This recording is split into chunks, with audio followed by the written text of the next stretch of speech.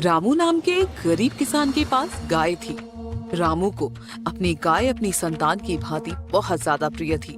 रामू सुबह शाम अपनी गाय को चारा पानी दिया करता था, लेकिन बदले में वो गाय रामू को बस थोड़ा सा ही दूध दिया करती थी, जिससे रामू के घर में 2 वक्त की चाय आराम से बन जाया करती थी।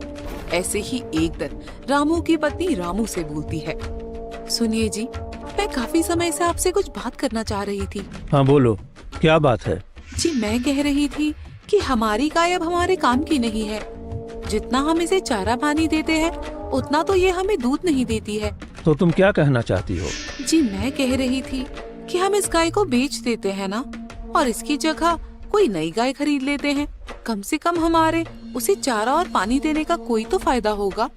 तुम कैसी बातें कर रही हो पूजा? ये मेरी गाय नहीं बल्कि मेरी संतान है, और तुम मुझे अपनी संतान को बेचने के लिए बोल रही हो?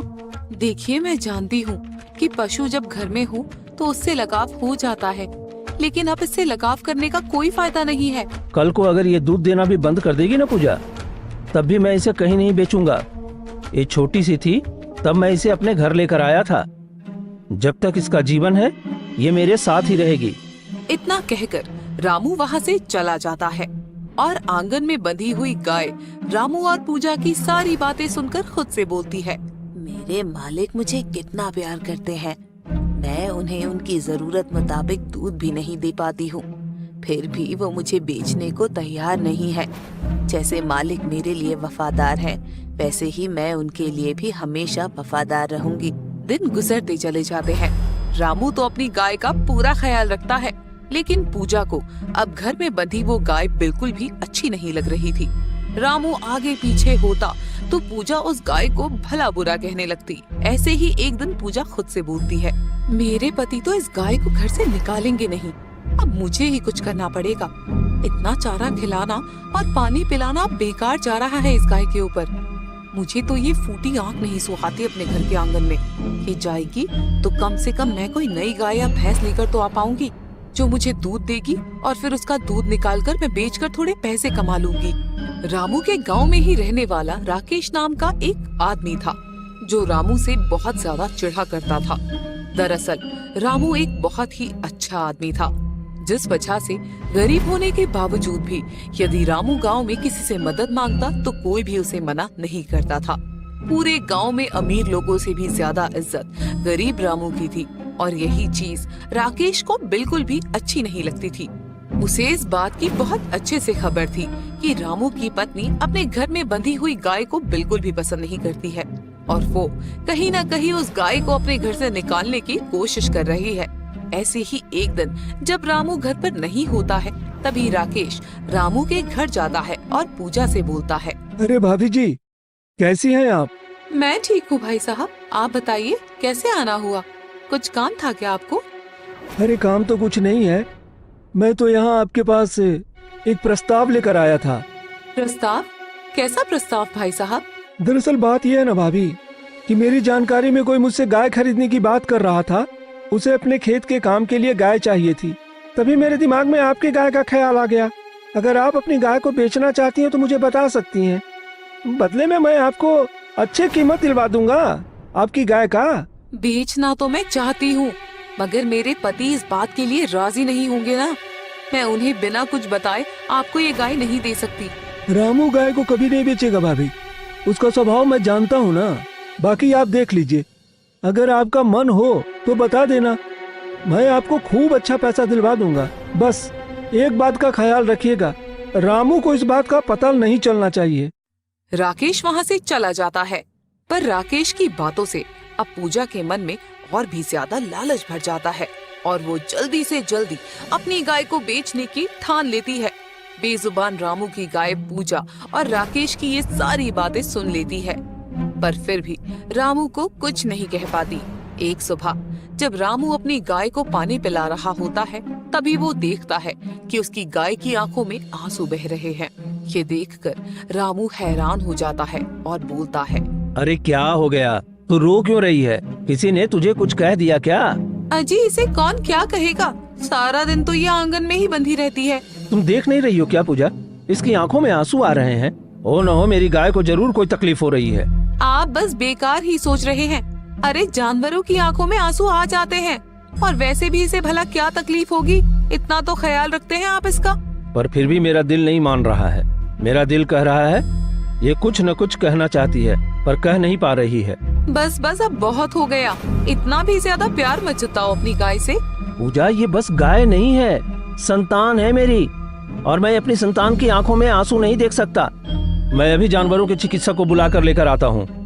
इतना कहकर रामू वहाँ से चला जाता है और गांव में स्थित जानवरों के अस्पताल पहुँचता है, जहाँ से वो जानवरों के चिकित्सक को अपने साथ लेकर अपने घर पहुँचता है और अपनी गाय का चेकअप करवाता है। अच्छे तरीके से जांच करने के बाद चिकित्सक रामू से बोलता है, आपकी गाय बिल्कुल ठीक है और वो बहुत ज्यादा स्वस्थ भी है। उसे किसी तरह की कोई बीमारी नहीं है। सुबह मैंने अपनी गाय की आंखों में आंसू देखे तो मेरा दिल ही घबरा गया था, इसलिए मैं आपको बुलाकर ले आया। घबराने की कोई जरूरत नहीं है। कभी कभी जानवरों की आंखों में खुद से भी आंसू आ जाते हैं। अब मैं चलता हूँ यहाँ से। आपको तो मेरी बातों पर यकीन ही नहीं होता है। मैंने कहा था ना कि सब कुछ ठीक है। अरे तो क्या हो गया? कम से कम मेरे मन को तसल्ली तो हो गई ना कि मेरी गाय एकदम ठीक है। दिन गुजरते चले जाते हैं और हर गुजरते दिन के साथ रामू का प्यार अपनी गाय के साथ और भी ज्यादा बढ़ता चला जाता है। ये सब कुछ देखकर पूजा को और भी ज्यादा गुस्सा आ जाता है, और ऐसे ही एक दिन पूजा को राकेश का वही प्रस्ताव याद आ जाता है और पूजा राकेश से मिलने के लिए उसके घर पहुंचती है। पूजा को देखकर राकेश बोलता है, लगता है भाभी जी आप अपनी गाय को बेचने का पक्का मन बना चुकी हैं, तभी आई हैं यहाँ पर। बिल्कुल सही भाई साहब, अब मुझे जल्दी से जल्दी उस गाय को अपने घर से निकालना है बस।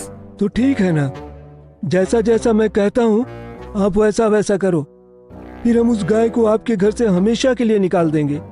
ऐसे ही राकेश पूजा को काफी सारी बातें बोलता है। एक शाम राकेश चुपके से पूजा को नींद की दवाई दे देता है, जिसके बाद पूजा उस नींद की दवाई को रात को रामू को खाने में मिलाकर रामू को खाना खिला देती है। दवाई खाकर रामू एक गहरी नींद में सो जाता है। आधी रात को राकेश पूजा के घर आता है। पूजा बड़ी ही सावधानी से खूंटे पर बंधी गाय की रस्सी खोलकर राकेश के हाथों में दे देती है, जिसके बाद राकेश पूजा को बहुत सारे पैसे दे देता है और वहाँ से चला जाता है। अगली सुबह जब रामू उठता है तो अपने आंगन में अपनी गाय को ना देखकर वो विचलित हो जाता है और पूजा से बोलता है, पूजा, मेरी गाय कहाँ है? जी मुझे क्या पता आपकी गाय कहाँ है, आप ही ने तो रात को रस्सी बांधी थी। हाँ, रस्सी से मैंने ही बांधा था और अच्छे से बंधी भी थी, लेकिन मेरी गाय बिना बताए कहाँ चली गई? अजी वो गाय है, इंसान थोड़े ना है जो आपको बताकर कहीं जाएगी। यही कहीं होगी, जाकर देख लीजिए। रामू गांव की गली गली में जाकर अपनी गाय को ढूंढने लगता है, लेकिन बेचारे को उसकी गाय नहीं मिलती है। रामू बहुत ज्यादा परेशान हो जाता है और घर जाकर रोते हुए खुद से बोलता है, न जाने मेरी गाय कहाँ चली गई। इतने वक्त से मैंने उसे इतना संभाल कर रखा हुआ था, और ऐसे एक रात में वो बिना बताए कहाँ जा सकती है? पता नहीं इस हाल में होगी। देखिए आप इतना रोइए मत, हो सकता है कि वो आपको खुद ही छोड़कर जाना चाहती हो, इसलिए चली गई मौका मिलते ही। ऐसा नहीं हो सकता, मुझे मेरी गाय पर पूरा भरोसा है। आजकल इंसान का इंसान पर भरोसा नहीं है और आप एक जानवर पर भरोसा कर रहे हैं। अगर उसे घर वापस आना होगा तो वो आ जाएगी, आप रोना बंद कर दीजिए अब। अपने पति को ऐसे तकलीफ में देखकर पूजा को बुरा तो लगता है, लेकिन जब उसे राकेश द्वारा दिए हुए पैसों का ध्यान आता है तो वो सब कुछ भूल जाती है। दिन गुजरते चले जाते हैं। रामू की अपनी गाय को ढूंढने की तलाश जारी रहती है, लेकिन उसे अपनी गाय कहीं नहीं मिलती। दूसरी तरफ राकेश रामू की गाय पर एक नया रंग कर देता है, ताकि किसी को भी रामू की गाय पहचान में ना आए, और उसके पीठ को थपथपाते हुए बोलता है, अब करूंगा मैं असली काम। अब रामू की गाय से ही मैं रामू को बर्बाद करूंगा। बहुत मसीहा बनता है ना गांव वालों का। अब पता चलेगा उसे कि ज्यादा मसीहा बनने का क्या नतीजा होता है। मैं कभी अपने मालिक का बुरा नहीं करूंगी। भले ही मेरी मालकिन मुझे पसंद नहीं करती थी, लेकिन फिर भी मैं रामू के लिए हमेशा वफादार रहूंगी।